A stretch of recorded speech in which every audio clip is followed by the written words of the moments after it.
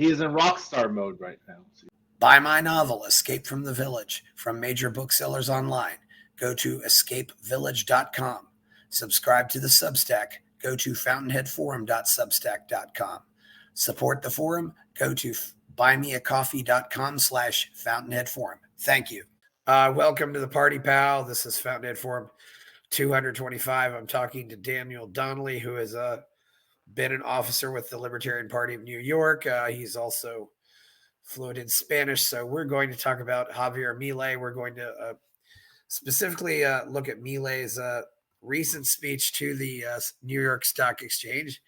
Daniel happens to be from New York, so that was just a coincidence. But this was looks like a good speech. I like it when Milei goes out and speaks to the so-called people who believe in free markets. Maybe they'll actually start believing in free markets instead of believing in cronyism. How are you, Daniel? Doing great. And yourself? Yeah, doing well. How did you become a libertarian? The short of it is that in college I was studying pre-law, and I began to think about the whole idea of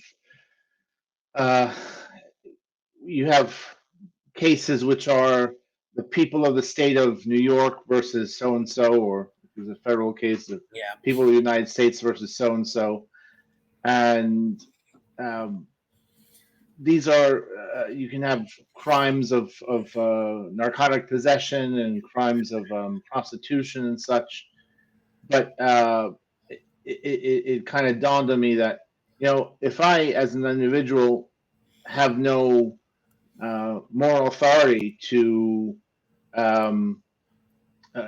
cage and kidnap someone because he is engaging in consuming some product he chooses to consume, it made no sense that the government could have that, because of course the government is supposed to be constituted from the will of the people. So it maybe has a bit of a technical explanation, but that's how I got into it. Did you stick with law school, or? Yes. Well, I could not go to law school directly after college, but I am so I am in law school now. That was a while away, but there's a long story. How'd you discover Javier Milei? He came to my attention in, I think, 2019 through Gloria Alvarez in Guatemala. Gloria Alvarez, yeah. Yes. My maternal family is Colombian, so I grew up with the language in the household, and so I would from time to time listen to what the currents of libertarianism in the Spanish-speaking world. So I would hear about thinkers like Axel Kaiser and Venegas Lynch. Yes, there's several. David Venegas Lynch. Alberto Venegas Lynch. There have been several of those. Bertie Venegas, or I guess that's another version of Alberto, will be at the Liberty International Conference in Grapevine, Texas in November. If you're interested in that, yes, I will be there. It's that's happening at the same time as the Second Libertarian Congress in Chile. So this year I will be attending that in Santiago, Chile. Yes. So that's a shame they ended up against each other. Yes. So, but okay, yeah. Tell me how it is, Chris. Yeah. Well, we're going to get to Milei. Milei was in New York City, and he was at the stock exchange. I don't know if you tried to go down there, try to shake hands with him or something, but it might have been worth it. I would have loved to. I only heard about it the day afterwards. So I'm about 2 hours outside of New York, 2 hours north of New York City. So I would have made that trip happily, but I found out only after the fact. Yeah, I'm not sure how this works out, but they're going to have him speaking to an obviously an Right. English-speaking audience. Now, you okay? Put the Argentine flags up. Yeah, well, we'll have subtitles on this. Good morning, everyone. Of course, we have the intro. Bienvenidos a la Bolsa de Nueva York.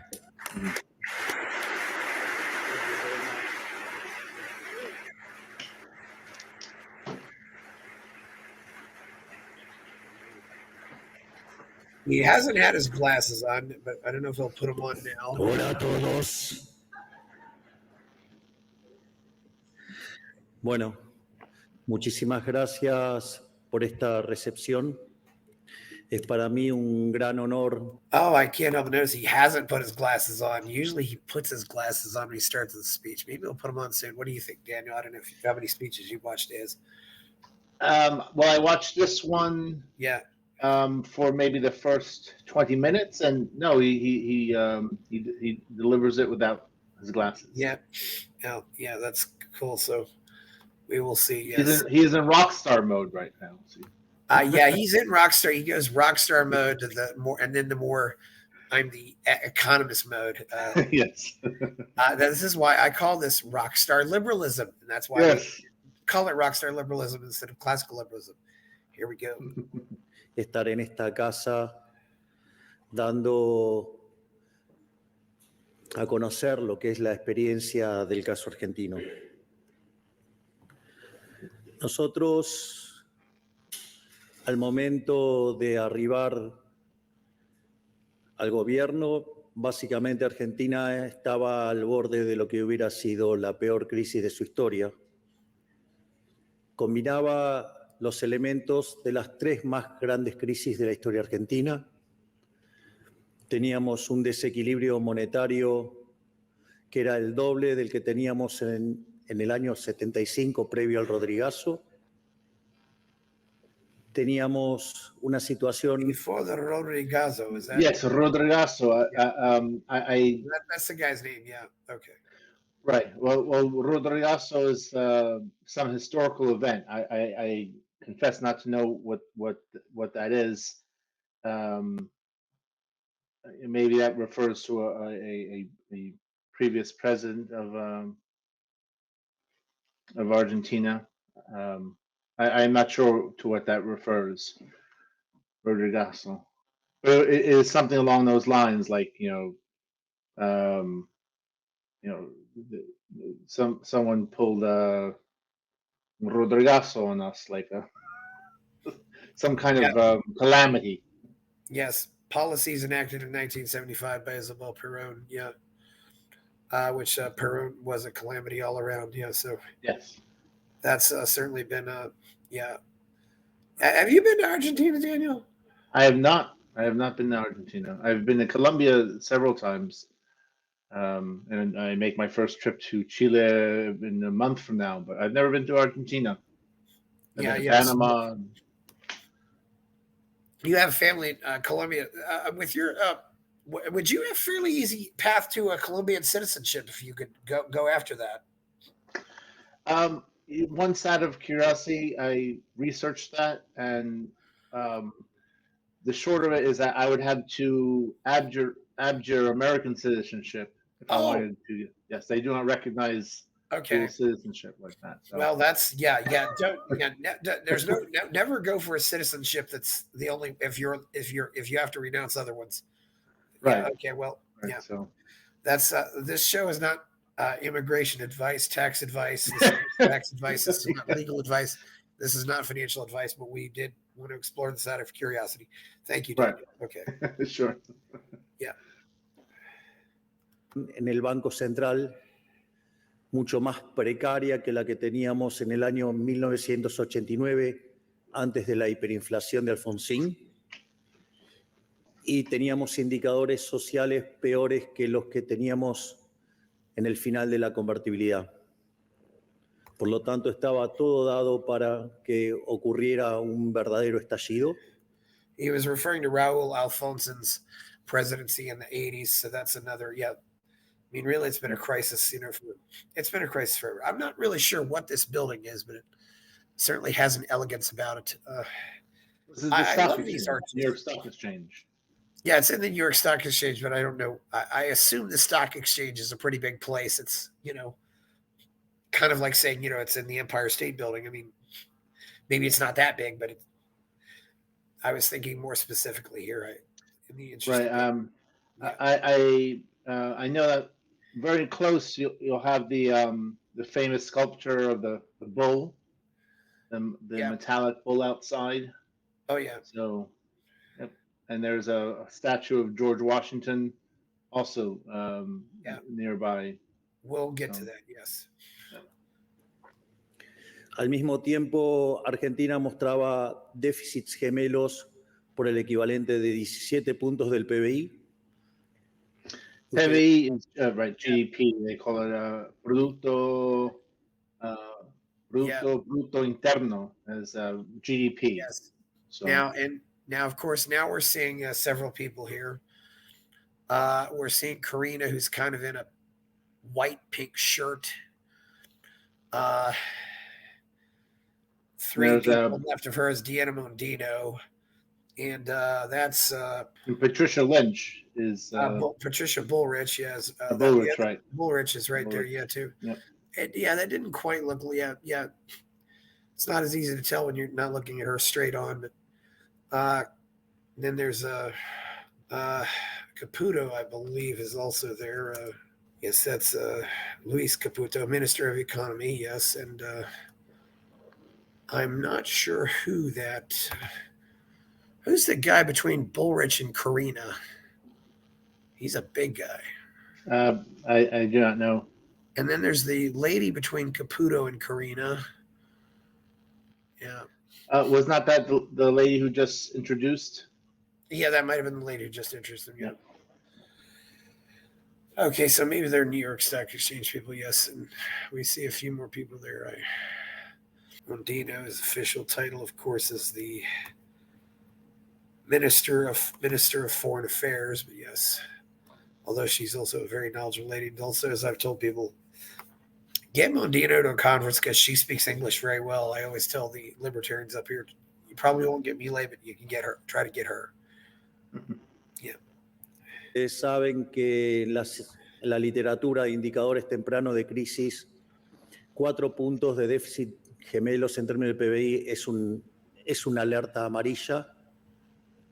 En el caso de 8 puntos del PBI, presagia una tremenda crisis, así es que imagínense lo que era enfrentar 17 puntos. Al mismo tiempo, de esos 17 puntos, 15 estaban generados desde el sector público nacional. You know what I'm liking here is I don't see him giving a speech like this to the general public, but he's at the New York Stock Exchange, so he's dealing with finance people, economists. Right. He's speaking on a level that they'll understand that the general public probably wouldn't understand. Correct. So he's read the room. He knows who he's talking to, and he's going right at their level. Yes. Maybe when he goes out to a general, he might speak at a third grade level or speak like he's speaking to 8-year-olds. Here he's probably speaking like he might be speaking to 12 or 13-year-olds. So. Donde 5 correspondían al déficit fiscal que generaba el Tesoro y 10 puntos correspondían al déficit cuasi fiscal, es decir, el déficit que generaba el Banco Central. Esto además en un contexto donde el Banco Central tenía reservas internacionales netas negativas por cerca de $12.000 millones. Teníamos deudas con importadores por $50.000 millones. Teníamos dividendos pendientes de pagos por $10.000 millones. Teníamos vencimiento de deudas en pesos por el equivalente a $90.000 millones. Vencimientos de deudas en dólares por $25.000 millones. He says 90,000. I notice how he says 90,000 million, 25,000 million instead of. I don't know exactly. Does billion translate the same way in Spanish as it does into English? American English, by which I mean, if you say a billion, billion, yes, that is those are what 9 zeros. Yeah, 9 zeros. In some usages, a billion is actually 12 zeros, so that's why I'm asking. Right. Yeah, They go by the American conception, not the British. yes, exactly. Yeah, you know what I'm talking about. It's Yes. one of the more interesting things. Yeah, so I love they put up the Argentine flag and they got that background. It looks pretty cool. Yes. Looks That like is one very of the nice. flags kind of fell down there too. Can't really tell there. But, oh, they got the pair of flags on both sides of them. Yeah. Principalmente con multilaterales, pero teníamos el acuerdo con el Fondo Monetario Internacional caído por los sucesivos incumplimientos del gobierno anterior, y además teníamos dentro del balance del Banco Central pasivos remunerados por el equivalente a 4 bases monetarias que vencían a un día. En definitiva, estaba todo dado para que hubiera una verdadera catástrofe. Sin embargo, nosotros nunca nos quejamos de la herencia, solo la describimos, porque también hay que ser sinceros que en condiciones normales de presión y temperatura yo no sería presidente. Does he seem a little nervous here? He so rarely does. What do you think? I'm not sure I would call it nervous, but I love this part where he just that humility, recognize, hey, like Okay. if conditions were otherwise, I would not be the president because of all the financial mismanagement. They had to elect me, so I like that self-awareness. That just seemed to be something out of character that I've seen with Milei. It just didn't look like the Milei I'm used to seeing. But I wonder if it's just one of these moments, or maybe he forgot a line or something like that. It's hard to say. Just okay, yeah, we'll keep going. En condiciones normales no habría presidentes liberales libertarios, y por eso nunca hubo en el mundo, y por eso yo soy el primer presidente liberal libertario en la historia de la humanidad. Mm-hmm. En ese sentido, al mismo tiempo la inflación venía corriendo cuando uno miraba la primera semana de diciembre a un ritmo del 1% diario, eso es cerca de 3.700 anual. En los primeros 15 días de diciembre ya corría a un ritmo del 7.500% anual, y la inflación mayorista del mes de diciembre se había ubicado en 54%, lo cual anualizado daba 17.000%, lo cual era absolutamente factible dado todo el desequilibrio monetario que estaba mostrando Argentina y que en condiciones normales Argentina hubiera convalidado monetariamente. Por lo tanto, para evitar la catástrofe que hubiera causado una hiperinflación, necesitábamos cortar rápidamente con la emisión monetaria. En ese sentido, lo primero que emprendimos fue en el lado del Tesoro un fuerte ajuste fiscal, y nos propusimos como meta alcanzar el déficit cero. La meta del déficit cero en términos financieros implica que la deuda no crece más. Si la deuda no crece, la... And he's now talking about the balanced budgets, which he's had. Now we're looking at, I think what? And we're now looking at 9 months of balanced budgets, I think. I mean, maybe the first month was out of balance, was a deficit, but that's about it. Yes, well, of course, he just is explaining how they were doing. They were using monetary policy and fiscal policy to achieve a zero deficit, and of course, now they've had a surplus. So yes. And the peso against the American dollar has still, it was about 900. I think it's about 11 or 1200 now. So it's still not as good as it was a year ago. But I mean, but he's certainly slamming on the brakes as opposed to, when the car was just, ready to go off a cliff. I mean, right. Yeah. Right. I checked it this morning. Yes, 975 Okay. Argentine pesos to the dollar. Yeah. So Yeah. Sometimes you hear the blue dollar rate, stuff like that. Yeah, but hopefully we'll keep on going here. It's yeah. He looks like he's gotten his energy back. I wonder too. Maybe he's just. I guess it's to think about where Argentina could have went without Milei is kind of a scary thought. So maybe he is showing a little bit of humility there because this is not the general public he's talking to. He's talking to the financial sector. Yeah, financial sector. He's probably talking. I mean, he's also talking to a bunch of rich people, most likely. Probably people who are all in the top 10% as far as wealth goes, or even higher. Sure. Yeah. Relación deuda-producto es no creciente, por lo tanto el país se convierte en un deudor solvente y por lo tanto digno de crédito. Esa tarea que nosotros nos habíamos propuesto alcanzar en el primer año de gestión, todo el mundo nos decía que era imposible que hiciéramos un ajuste de 5 puntos del PBI, que solamente en el mejor de los casos se podía hacer un ajuste de 1 punto del PBI. Además, en los últimos 123 años de historia, Argentina mostró déficit fiscal en 113 y en los 10 que tuvo superávit, ese superávit es engañoso porque Argentina estaba en default y no pagaba intereses. Now this is pretty wild. 10 positive years out of 123. Yes. Yeah. So there were 113 budget deficits.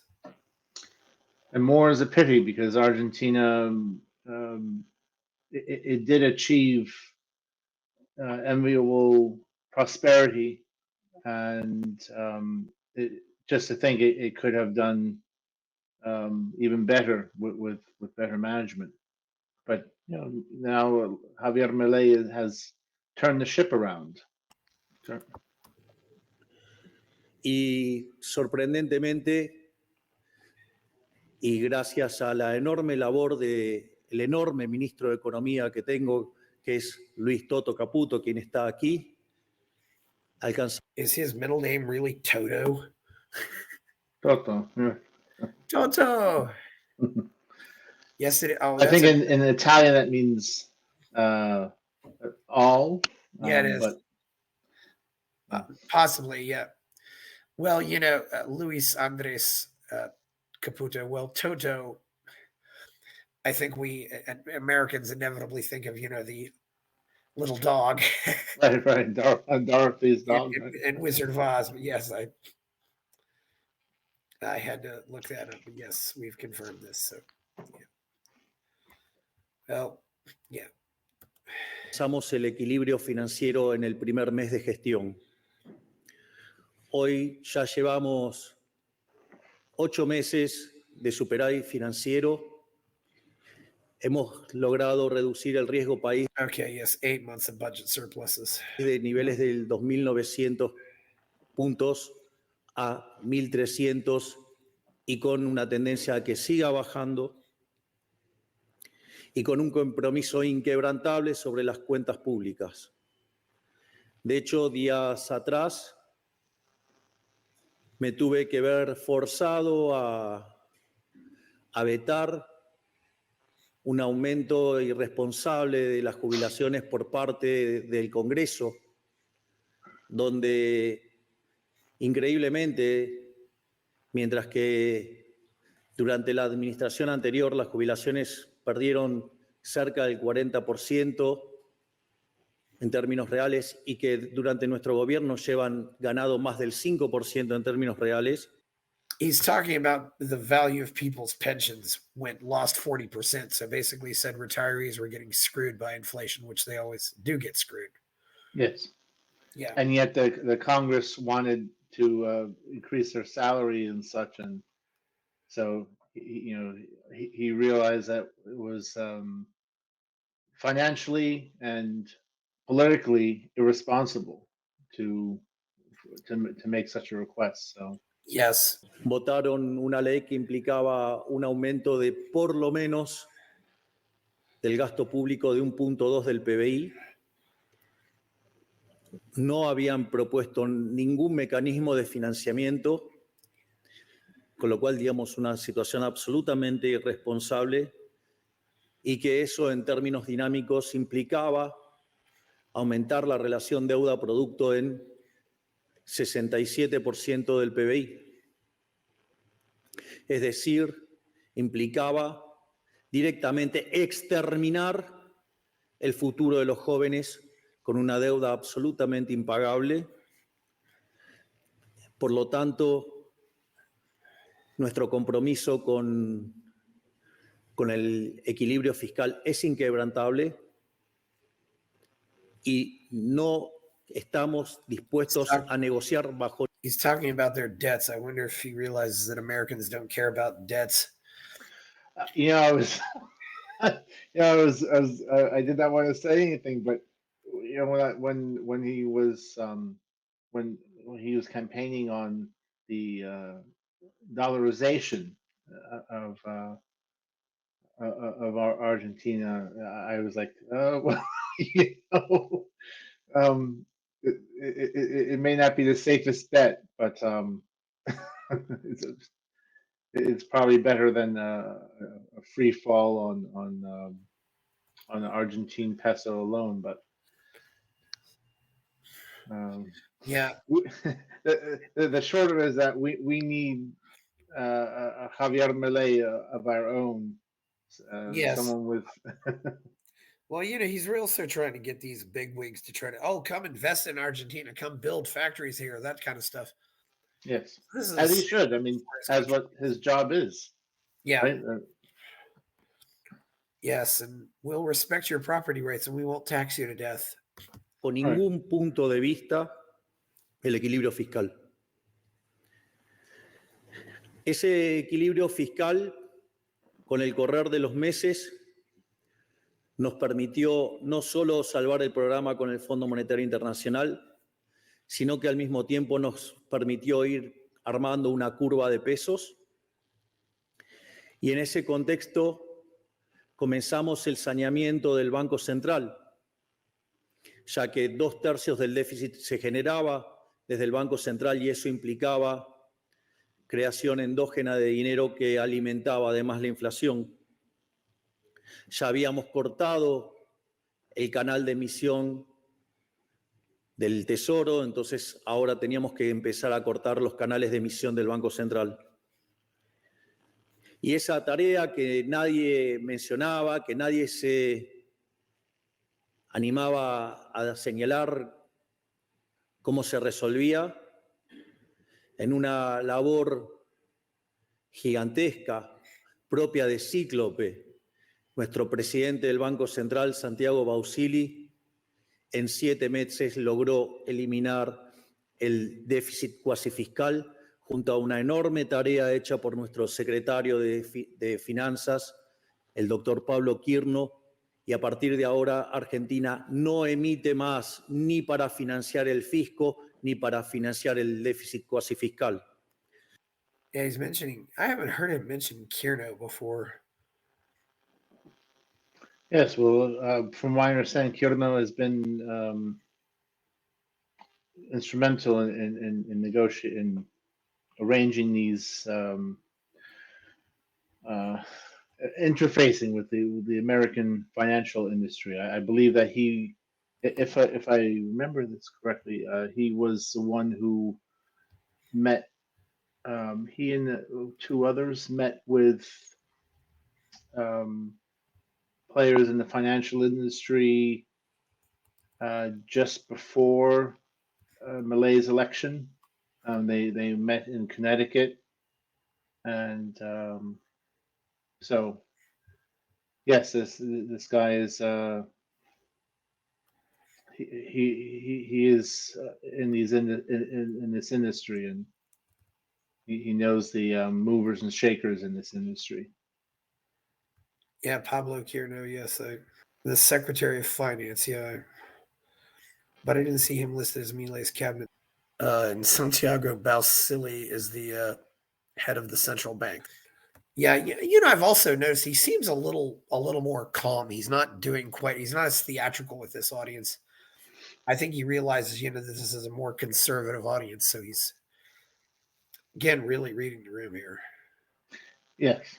Well, he saved the dramatics for when he rang the bell, right? Yes. When he rang the bell, the stock exchange, then he could be, Yeah, it's a Por lo tanto, estábamos en condiciones de avanzar hacia no solo ahora una situación de déficit cero, sino que estábamos en condiciones de avanzar hacia una situación de exceso de oferta de dinero cero. Esto significaba que estábamos en condiciones de emitir solamente contra compra de dólares. Y en ese contexto, básicamente lo que nosotros considerábamos era que esa emisión tenía como contrapartida demanda de dinero y que consecuentemente eso no iba a llevar a una pérdida del poder adquisitivo de la moneda y por ende, digamos, iba a trabajar bien para bajar la inflación. Sin embargo, en la medida que fuimos avanzando, nos dimos cuenta que, en rigor, dado el control de capitales que aún persiste, que si bien es mucho menor que el que teníamos cuando iniciamos, solo para que tengan un orden de magnitudes, cuando nosotros llegamos solamente se pagaba el 15% de las importaciones y hoy se paga el 95% de las importaciones. 15% of imports were paid, and now 95% of imports were paid. a huge difference, right? Yeah. Turned things around in Argentina. So that means there was a lot more smuggling? Is that what he says? No, I'm not. I don't think they mean smuggling. Just that the way that the payments are arranged. Y en ese sentido, aún tenemos problemas de stocks que resolver y eso tiene consecuencias en el diseño de la política monetaria que voy a explicar dentro de un rato. Pero una de las cosas que nos dimos cuenta es que cuando uno tiene libre movilidad de capitales, aquellos que traen los dólares están comprando pesos y esos pesos los compran para hacer transacciones y por eso no genera inflación. Sin embargo, cuando ustedes tienen control de capitales, esa operación... Now he's talking about capital controls. Yes. And these currency markets. The currency markets, yeah. You probably saw Tucker Carlson's trip to Argentina, where he shows how Argentines were buying dollars in like black markets. Did you watch that? Yes, I know all about the blue dollars, as they call them, the black markets, the unofficial dollar markets, yeah. Right. So, just as Ludwig von Mises described, that the money is just another commodity. Day's end. So. No es tanto comprar pesos, sino que es vender dólares porque están obligados. Y que esos pesos que ustedes están emitiendo ahora no necesariamente, digamos, tienen demanda de dinero y por ende el remanente es lo que está generando inflación. Frente a esa situación, decidimos radicalizar nuestra política monetaria y directamente ir a un nivel de emisión cero, es decir, que la cantidad de dinero quede constante. Naturalmente, esto ha traído ya consecuencias y se... When he says zero emissions, is that not translating right? I mean, zero, sounds like he's talking about, gas from your car, right? Well, emitir just means to issue. Okay, yeah. Issue. So he's speaking about the issuance of money as an inflationary measure. So that is why he is using that term emisiones, issuance. Yeah. Se puede ver porque la inflación mayorista hoy está en el 2,1%. Esto quiere decir que de venir viajando una inflación anualizada del 17.000%, hoy estamos en niveles del 2%, que significa 28% anual, lo cual es una verdadera hazaña, porque esto lo hemos hecho sin fijar el tipo de cambio, sin controlar precios, sin una hiperinflación previa que permita la reconstrucción de la demanda de dinero y eso facilite la estabilización, sin violentar derechos de propiedad.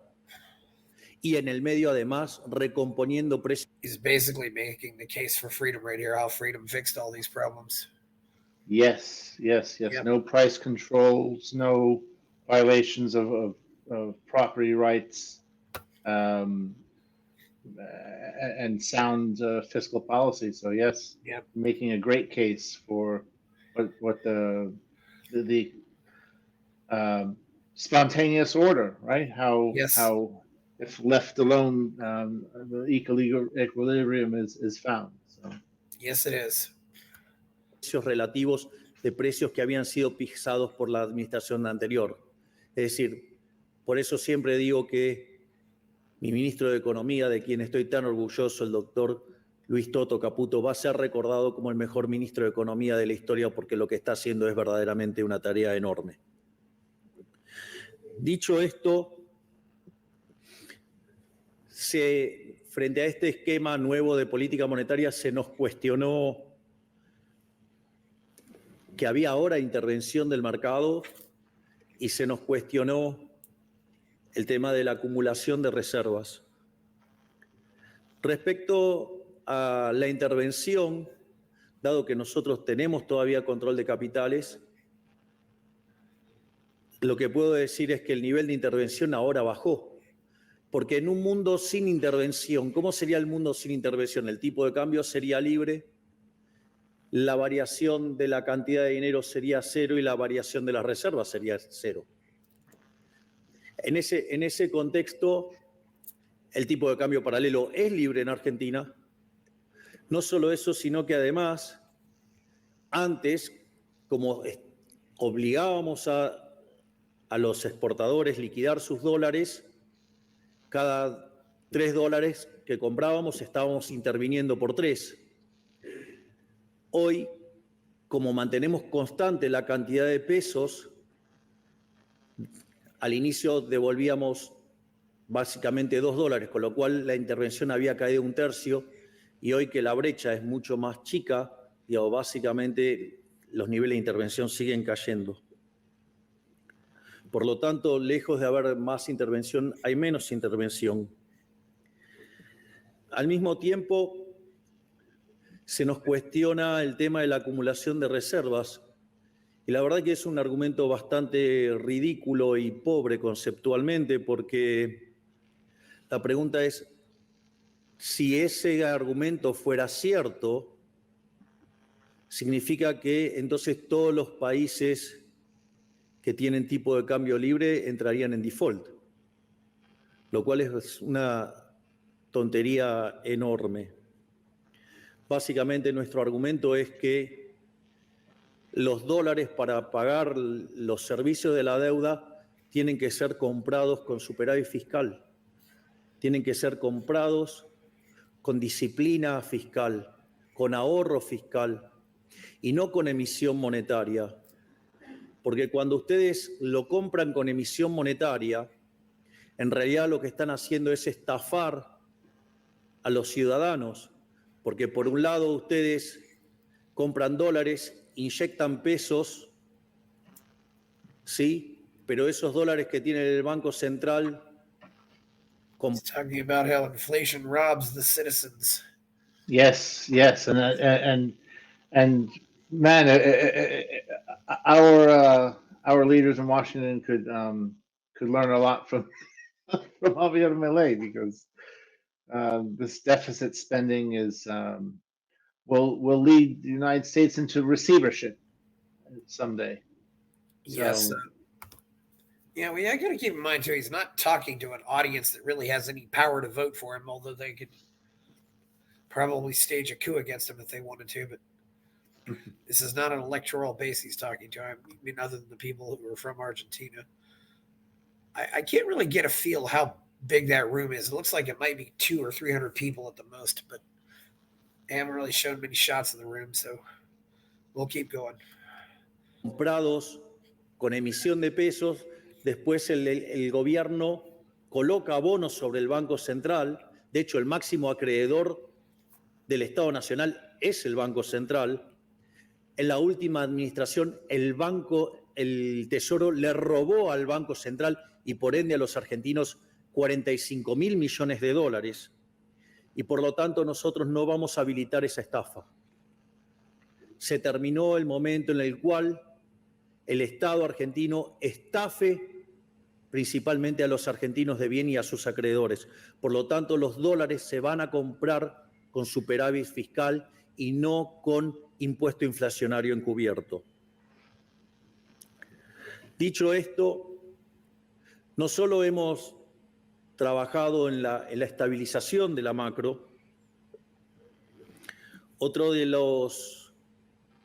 las grandes demandas que tenía mi job description como presidente era no solo domar la inflación, lo cual está en camino, sino que además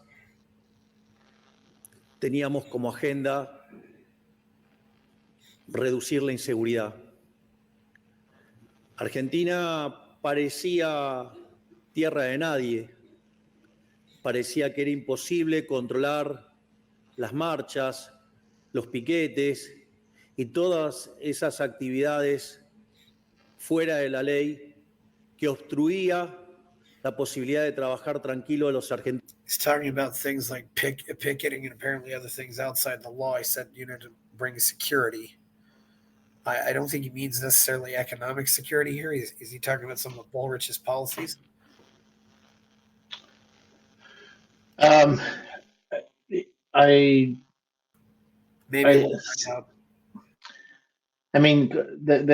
Argentina also has had the problems with street crime and such. So, and of course, that was one of the points on which Javier Milei campaigned to crack down on street crime and make Argentina more a safer place, more public security.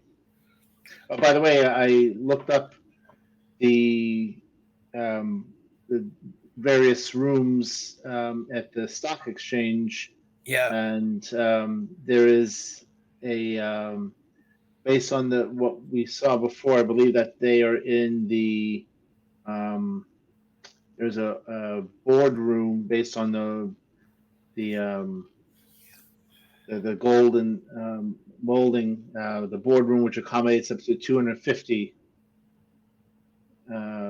guests. So yeah, I think that is where they are. I suppose this is the room they use for all the big important speakers. Yes.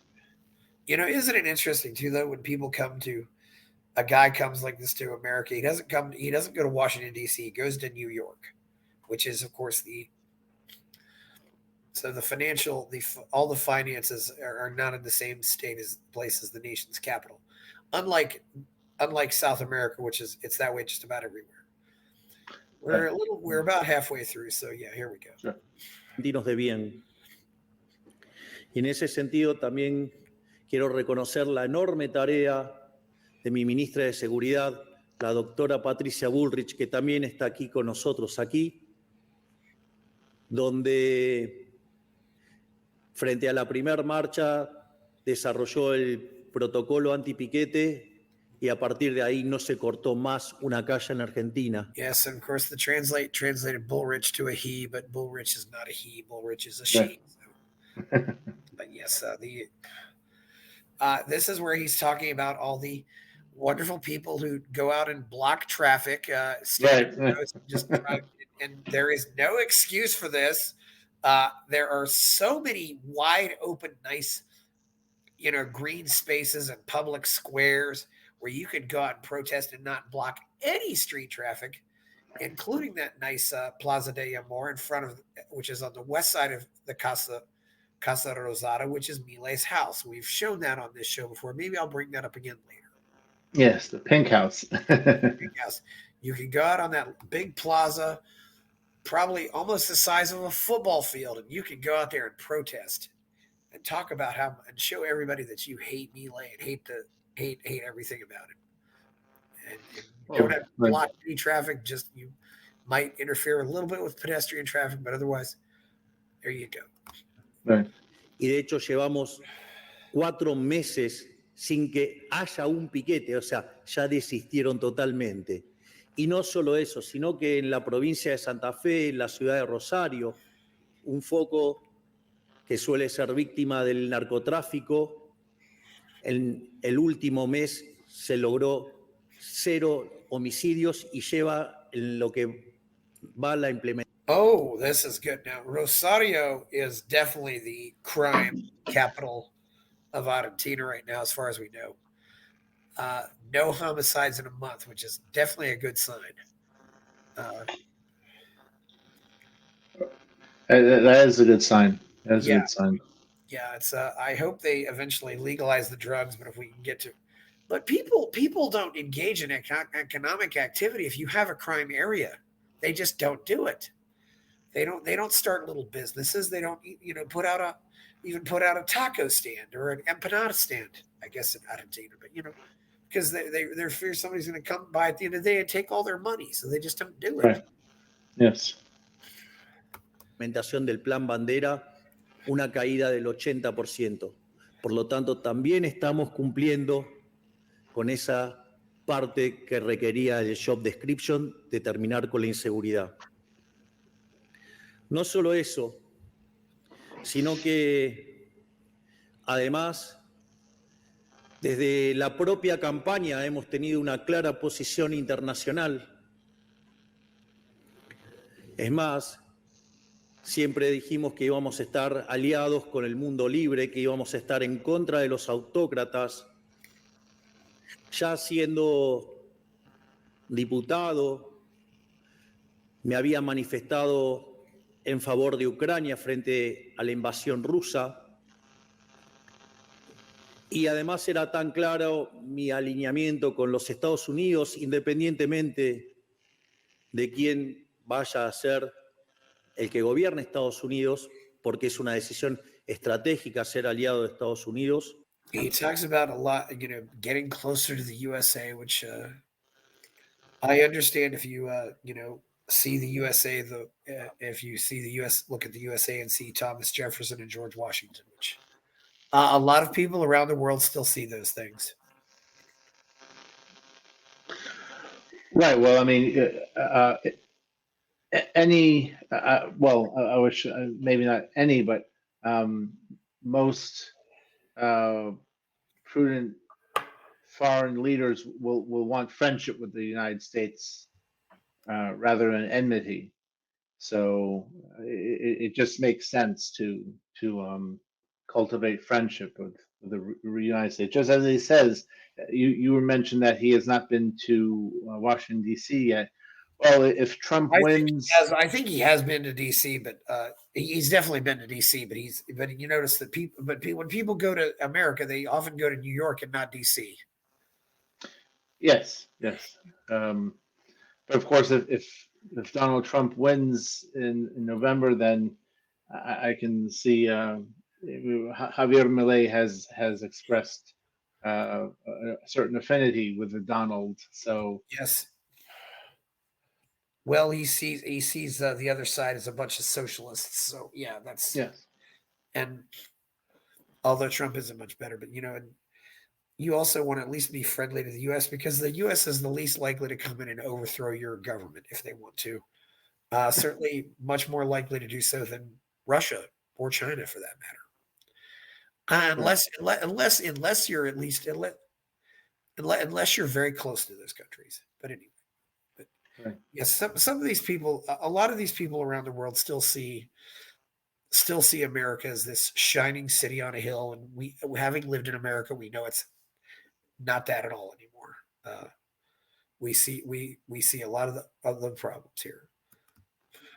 Como representante del mundo libre, también dijimos que nos íbamos a alinear con Israel, también señalamos que nos íbamos a alinear con el mundo libre y que íbamos a rechazar de plano la Agenda 2030 y todo lo que tiene que ver con el catecismo woke. En ese sentido, en el día de ayer, mi grandiosa canciller, la doctora Diana Mondino, que está acá, He doesn't like the woke agenda, and he doesn't like the Agenda 2030. Now he's mentioning the great and improbable Diana Mondino, even refers to her as Dr. Mondino. Yes. This is great that he bashes the Agenda 2030 because if implemented, that will hamstring all kinds of progress in the West and around the world. So yes, it will.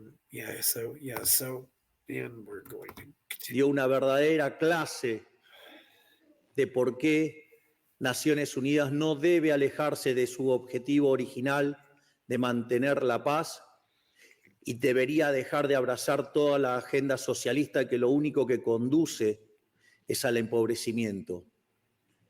Por lo tanto, ayer también hemos dado muestras contundentes de nuestra alineación, no solo con el mundo libre, sino además con las ideas del capitalismo de libre mercado. Naturalmente, también se nos cuestiona la política social. Dice que no tenemos corazón. Yo diría que no tienen cerebro lo que hacen ese comentario. Bueno, de hecho... I think he's referring to that stupid cliche that if you're not a socialist, you have no heart, but then if you're still a socialist, you have no brain. yes, so he's making homage to it. Yes. Yeah, which and he shot that to hell by getting all the young people to vote for him. And now I disagree. You can't have you. Yeah, it's a. Yeah, because look at all the young people who voted for Milei. I think he had a 78 approval rating with voters under 30.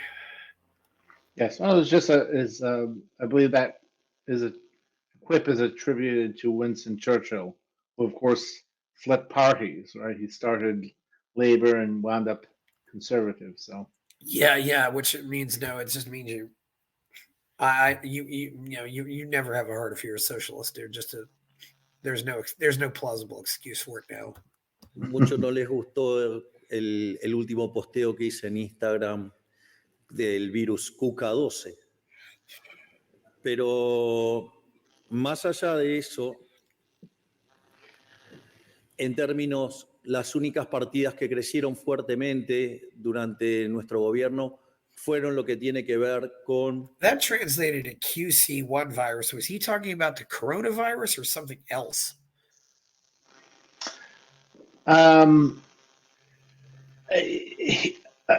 There was some kind of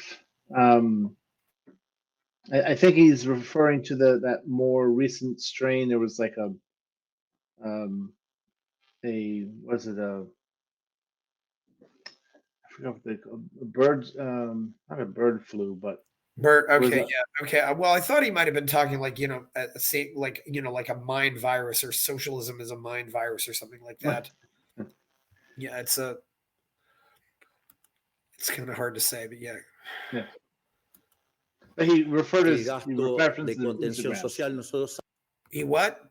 He referenced his Instagram account, so that is significant that a president still has an Instagram account. So I've refused to go on Instagram because I'm not going to embrace any more of Zuckerberg's empire, although it's probably not helping me not to be on Instagram, but just it's a rabbit hole you can keep going down, and I don't want to go down it further. Sabíamos que hacer el ajuste fiscal más grande de la historia de la humanidad implicaba poner en riesgo la situación social, y ahí no solo que hemos duplicado las partidas, de hecho lo que tiene que ver con los dos planes más importantes que tiene Argentina, que es la asignación universal por hijo y la tarjeta alimentar, no solo que se duplicó, sino que además, más que duplicó, sino que hoy cubre la canasta básica total. Por lo tanto, eso... He's talking about some kind of welfare program now that's doubled. Is that right? Right. Well, he is making the case that whereas their critics have said that they are trying to impose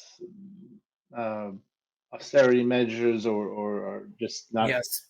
Discontinuing the Kirchnerism's social programs, but no, they still have these social programs, some which have even improved. So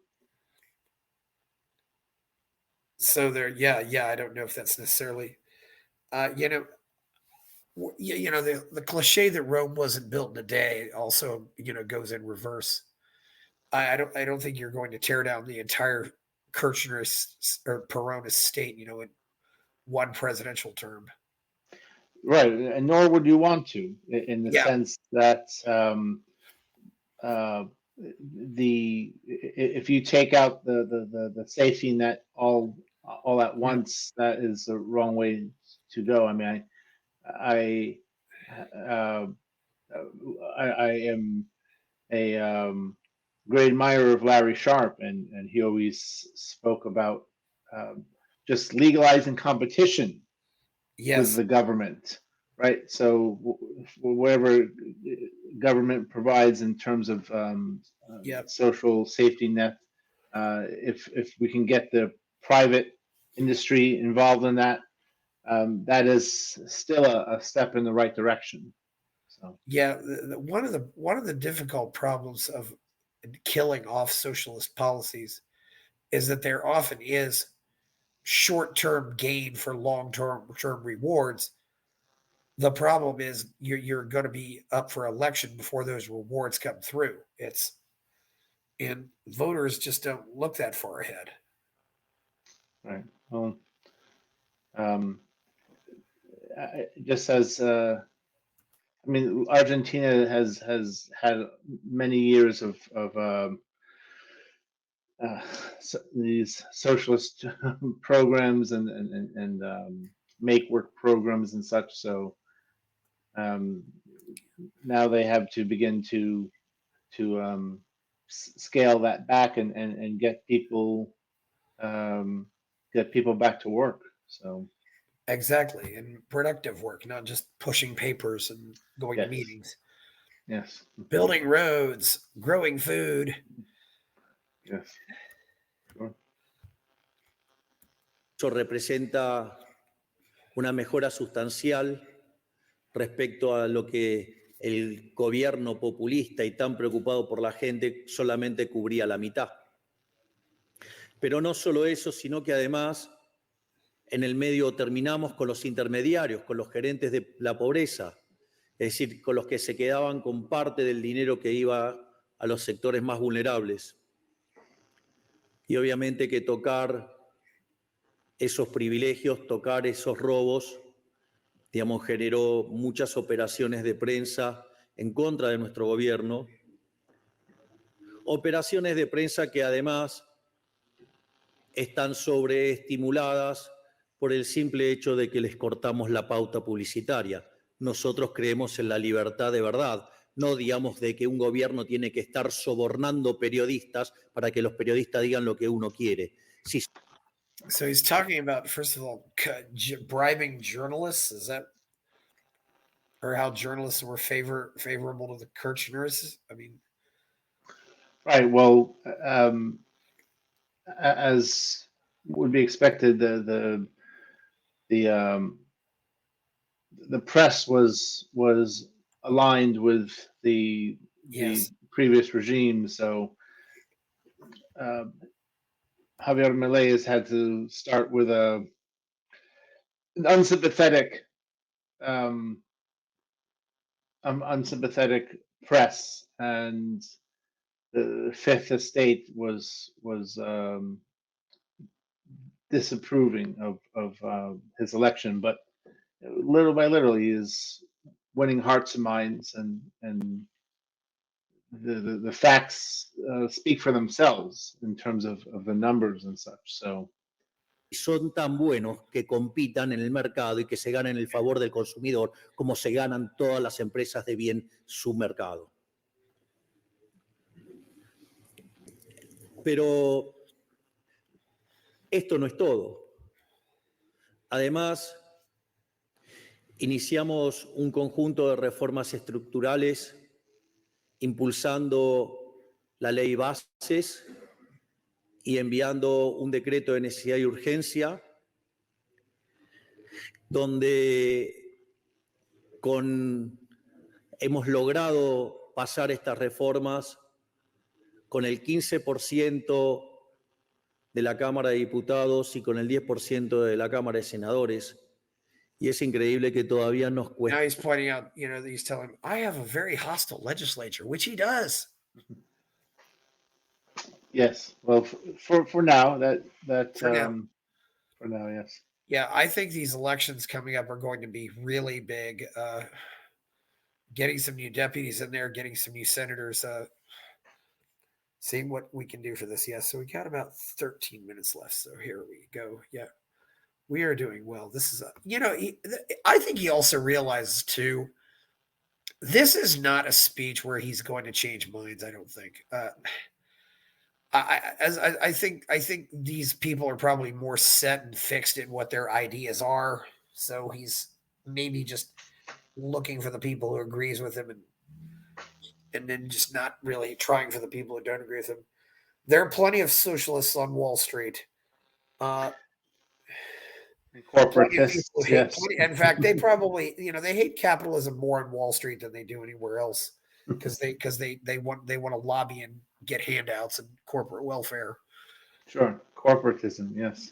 Well, as you had said, he is not speaking to Argentine voters, so he is not that he has to convince him to vote for him or anything, but he has to convince them to invest into Argentina and to otherwise capitalize Argentina. So well, he's also speaking to financial bigwigs. He's speaking to people who probably put suits and ties on a lot more than the general public does, and and he's probably speaking. He's probably got a higher percentage of people in that audience have MBAs or PhDs, as opposed to just typical Americans out on the street. And this is, I think, where Milei is just, he's. This is the thing is though, Milei is just absolutely. He is the best. I've went so far as saying he's the greatest libertarian ever already, just because he knows how to do all this stuff. Yes. Reading the room, figuring out who his audience is, speaking to them and to a level that matches where they are at. I mean, this is just. There's so much that libertarians around the world can learn from this man.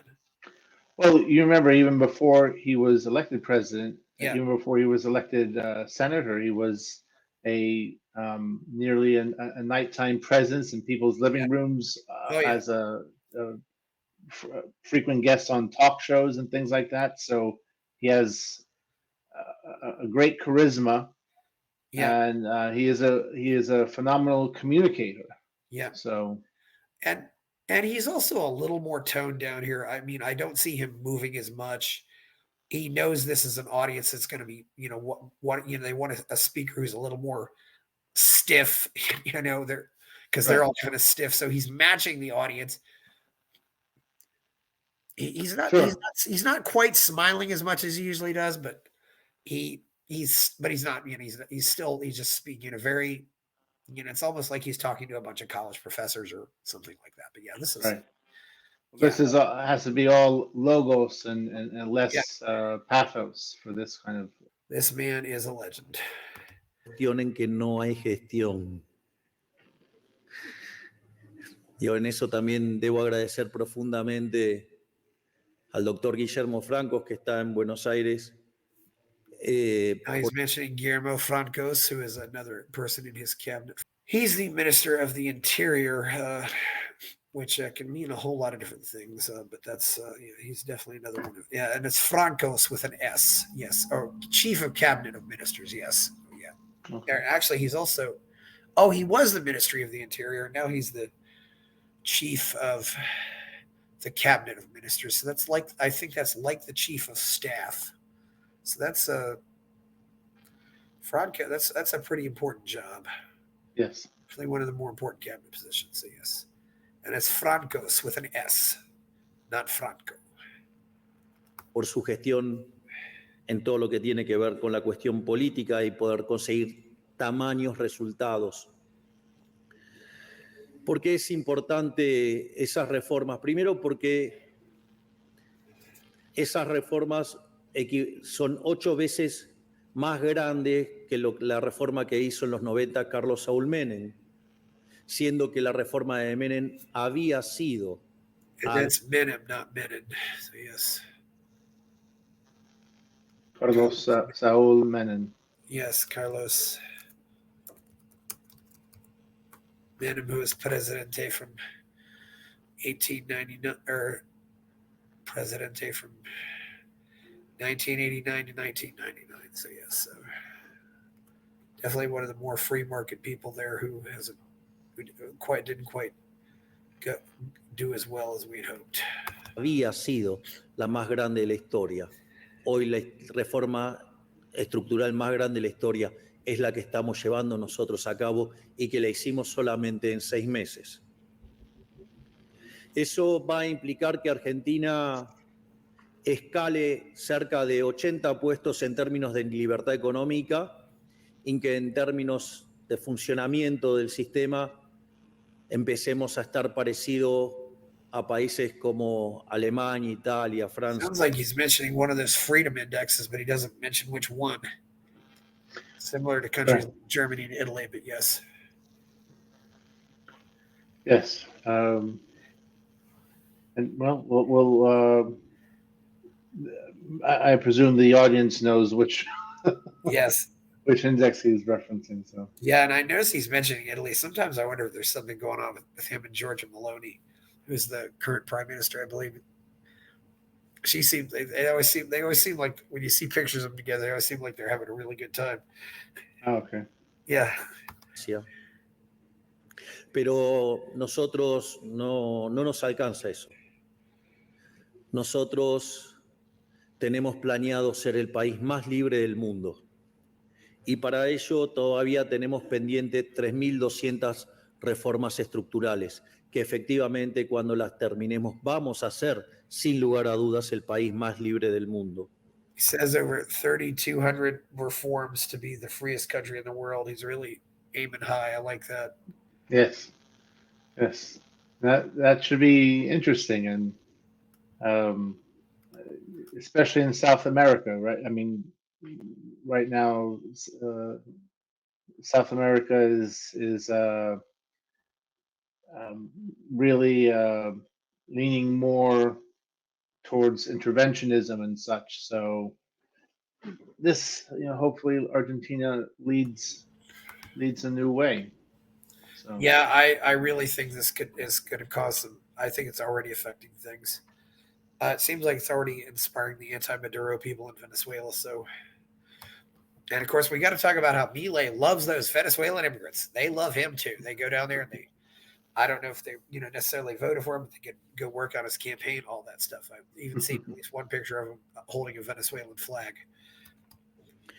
En eso también quiero resaltar la enorme labor que está llevando otro de los grandiosos ministros que tengo, que es el caso del doctor Federico Sturzenegger, donde día a día vamos... Yes, Sturzenegger. Sounds like Schwarzenegger, but it's Sturzenegger, yes. Sturzenegger, yes. Yeah, that's the first thing I heard that. I wonder how Arnold would fit in with Milei's camp. That'd be interesting to see. Arnold doesn't know, of course, Arnold doesn't know Spanish, but Yeah, Federico Sturzenegger, yes. He's the Minister of Deregulation and State Transformation. So yes, that's Okay. yes. This is the first time I've really seen him call out some of his people too. He's really, been acknowledging their efforts, which makes this definitely a speech worth watching. There's a lot of people who've done a lot of good work on his cabinet. Desregulando y quitando trabas a la economía. Por lo tanto, no tengan dudas que lo vamos a dar todos para ser el país más libre del mundo, porque además aquellos países que son más libres son 12 veces más ricos que los reprimidos, tienen el doble de tasa de crecimiento, tienen 25 veces menos de pobres en el formato estándar y 50 veces menos en el formato extremo. Por lo tanto, si Argentina quiere salir del pozo que nos hundió el socialismo, lo que necesitamos es volver a abrazar las ideas de la libertad. Algo que ya hicimos. Argentina abrazó las ideas de la libertad en el año 1860, que fue cuando se puso en marcha la Constitución de Alberdi de 1853, y de ser un país de... Talking about Alberti and the Constitution, which was influenced by the American Constitution. I love when he goes back and gives a little history lesson. Yes, I'm lamentably I am underinformed about Argentina's history in this. I'm a bit more informed about Colombia's history and constitutional development and such. But I really now think that maybe he's trying to inspire these people, because I think he has to know that America has so abandoned its ideals that maybe he's trying to tell Americans in a way that doesn't necessarily shame or humiliate, saying, you need to get your act together here. Yep, go back to your which we do. When we do, we absolutely need to get our act together here. Yes. We're a banana republic with air conditioning, as far as I'm concerned. It's, that's not my term. That's somebody else's. But yes. Things are. We can improve. Let's just say that. Yeah, in Europe, I mean, Europe is a lost cause. I just say the heck with it. It really is. Western Europe. Bárbaro, en 35 años nos convertimos en la primera potencia mundial. Entonces, con un mundo más integrado, mejor comunicado y con muchísimas más posibilidades tecnológicas para acelerar la convergencia, ¿por qué no vamos a hacerlo ahora?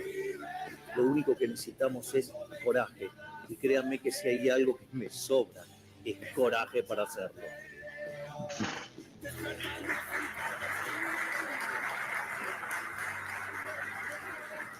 That's the first time the audience has clapped. Yes. Finalmente, la pregunta es, ¿y cómo van a crecer? El primer punto es, el crecimiento, digamos, de la expansión va a tener dos partes. Una parte que va a tener que ver con lo que es la recuperación cíclica. Yeah, he's talking about the cyclical recovery now. Yes.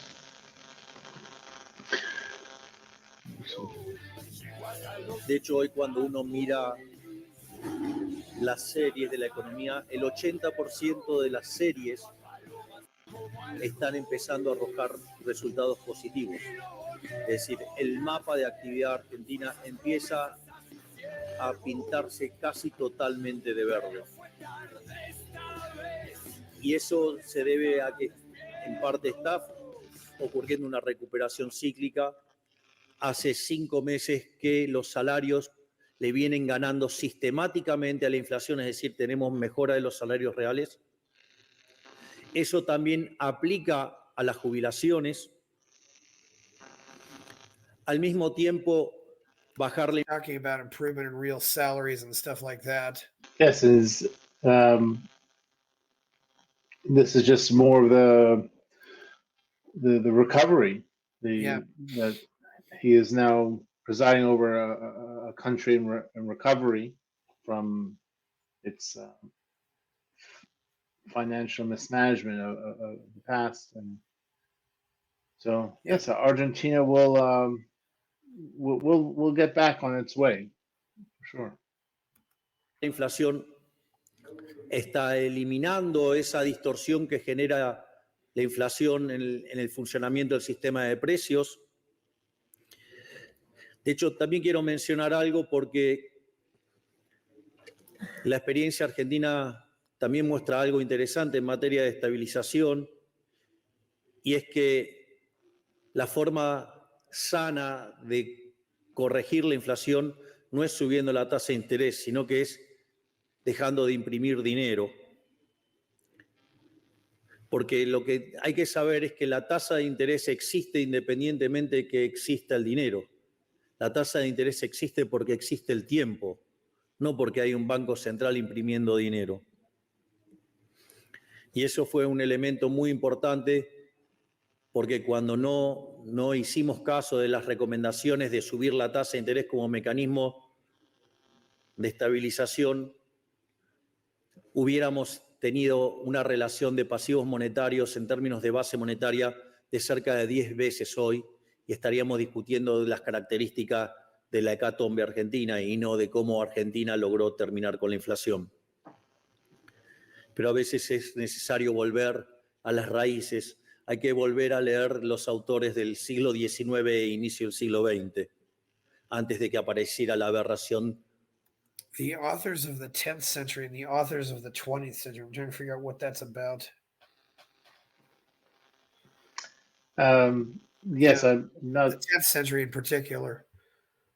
Well, yes, I'm not sure to what he's referring there. De 1936, llamada Teoría General del Interés y el Dinero, Teoría General de la Ocupación, Okay. el Interés y el Dinero de... General theory. I think he's talking about Keynes here. John Yes. Maynard Keynes, yeah, 1936. Yeah. Ese ser siniestro que fue John Maynard Keynes. Yes. Dicho esto... Oh, they're laughing. Soy Milei, ¿qué esperaba? They know who Keynes is.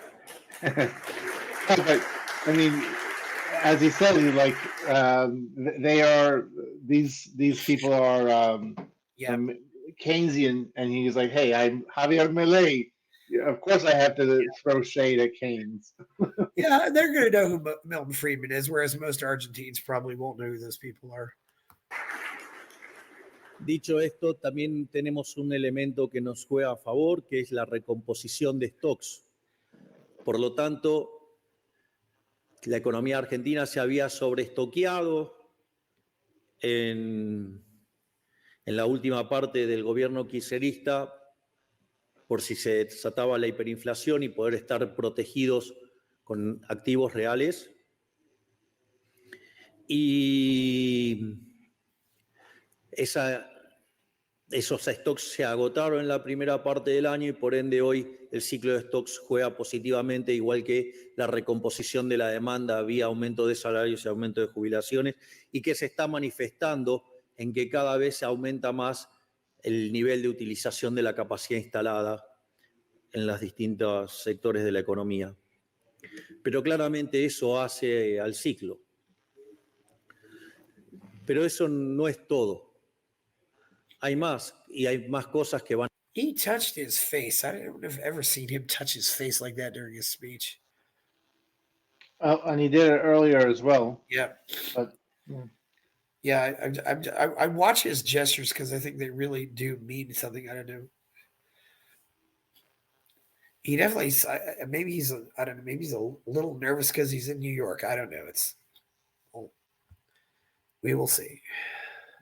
Van a favorecer el crecimiento económico. En primer lugar es que el crecimiento se genera por inversión, y ustedes la inversión la tienen que financiar, o sea, necesitan del ahorro. Y básicamente el ajuste fiscal que hemos hecho le ha devuelto a los argentinos 15 puntos del PBI de ahorro. Es decir, mientras que en diciembre del año pasado discutíamos las características de la hiperinflación, hoy I discutimos. think he's talking more about savings and investment and how inflation discourages savings and therefore discourages investment. Yes. And again, this is just speaking to those interests which may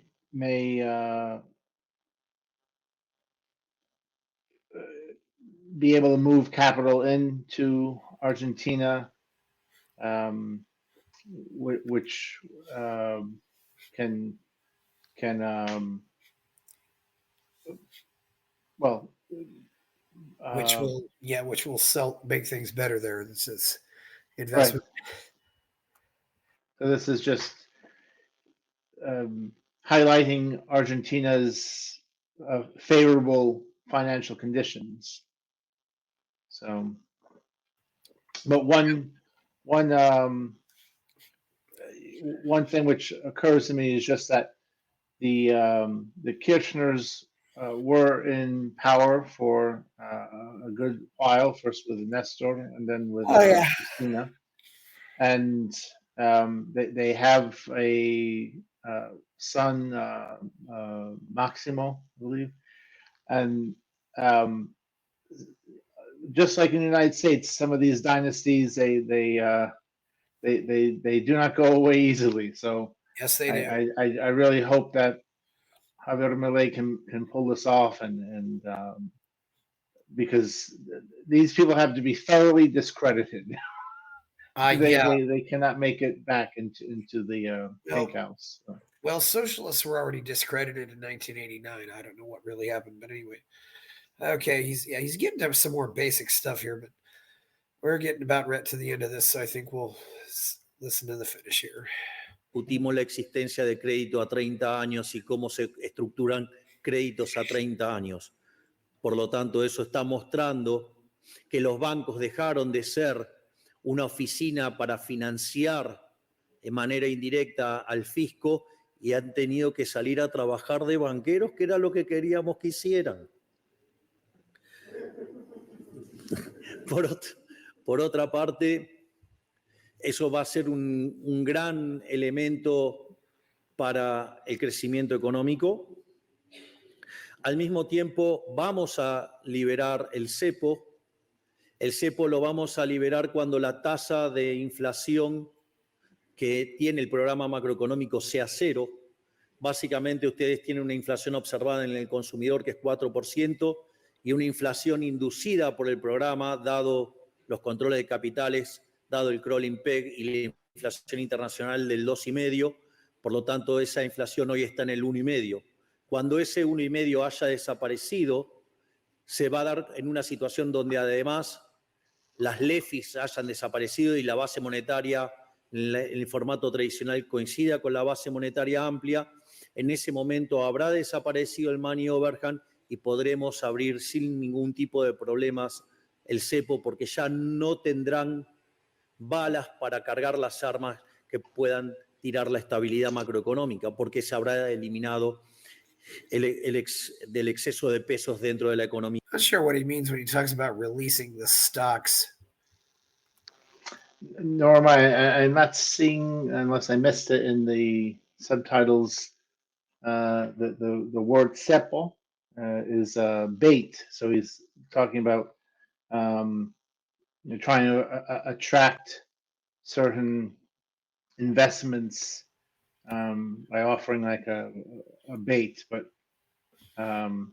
inducement, I guess, would be the figurative term. Good economy is what he's offering. Yes, he's also starting to smile a little more. I even think I kind of saw him laugh there, which was refreshing. Mm-hmm. Yes. Yeah. Mía.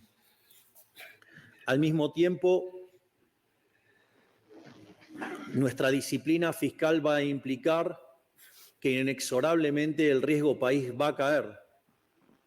De hecho, cuando discutíamos los impactos de lo que está haciendo el Congreso, notamos que cada vez que sube el riesgo país 100 puntos básicos, el PBI en dólares cae 1,8 y cae 0,6 en pesos. Eso significa que, por ejemplo, si volviéramos a las andadas que proponen los degenerados fiscales que están en el Congreso de la Nación Argentina, implicaría perder 1/3 del PBI, implicaría perder cerca de 200.000 millones de dólares. No se los voy a permitir, les voy a vetar todos los excesos que quieran cometer cuando quieran atacar el resultado fiscal.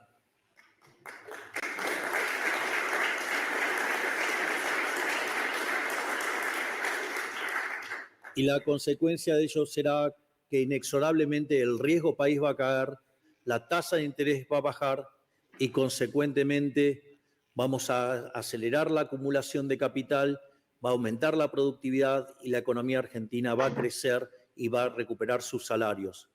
Y una última nota sobre el cepo. A diferencia de todas las otras experiencias que se salió con yendo, digamos, el tipo de cambio oficial hacia el paralelo, estamos demostrando que se puede hacer desde el paralelo hacia el oficial.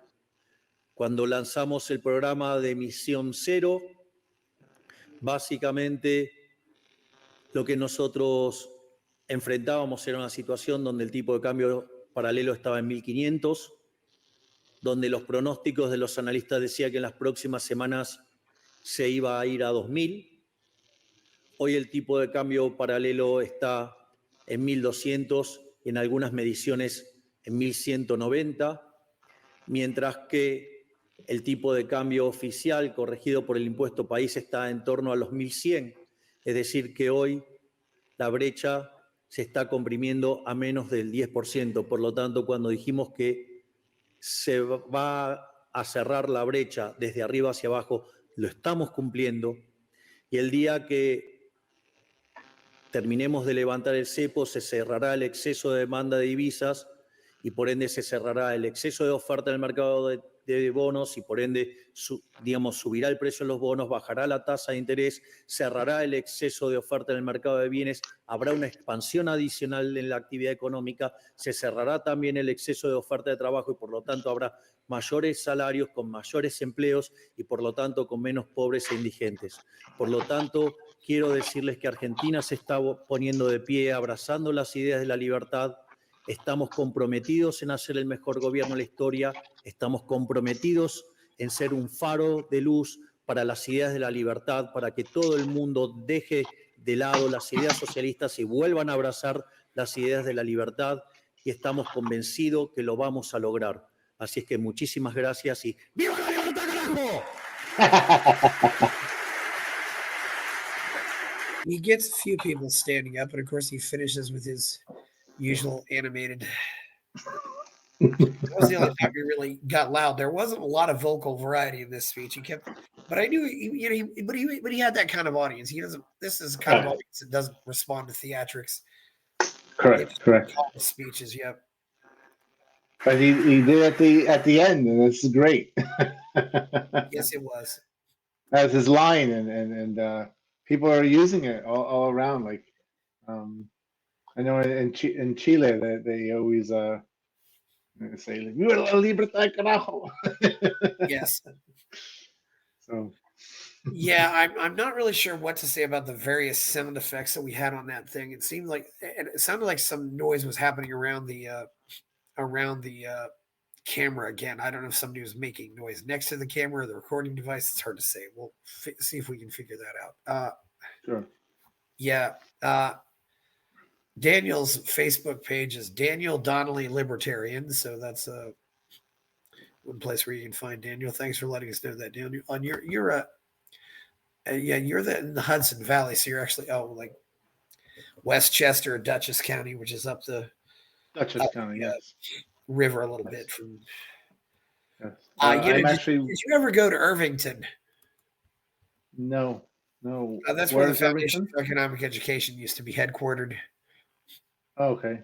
No, I've never been there. Such a wonderful place to go if you're a libertarian. Well, also we've noticed there's been some student protests recently. Apparently they're protesting, they're auditing the universities, and some people aren't happy about that. I've not heard of that.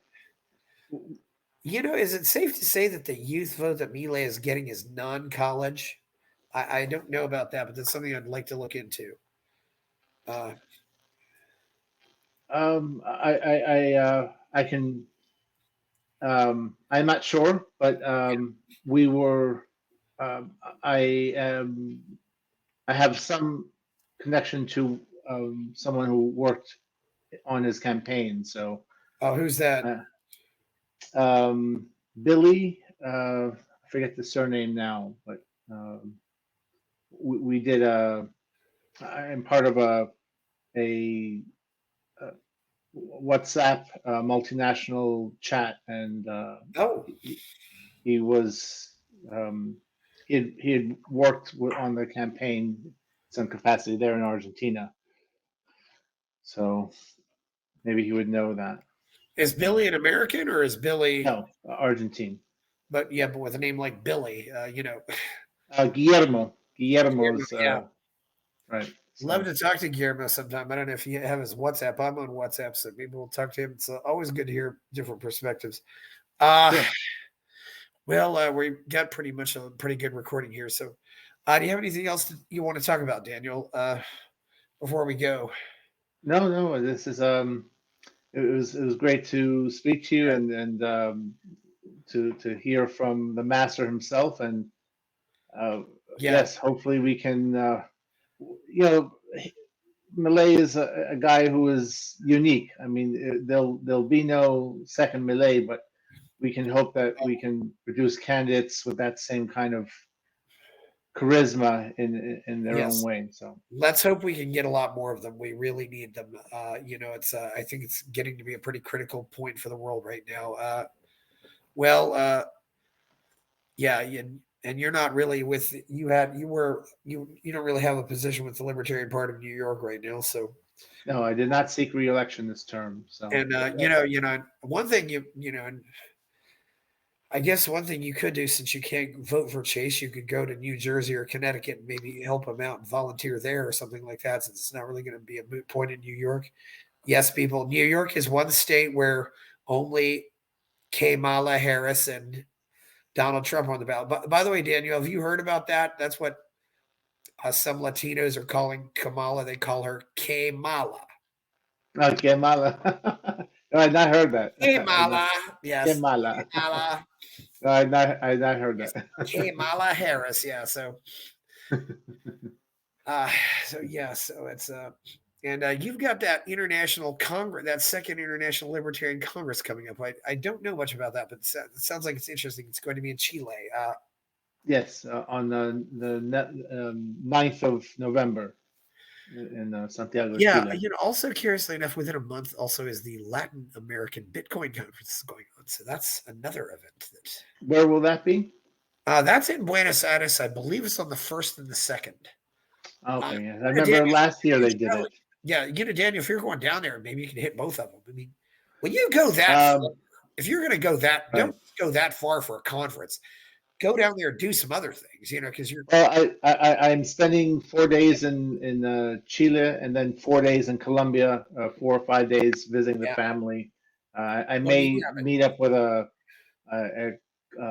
member of Colombia's fledgling libertarian organization. Yes.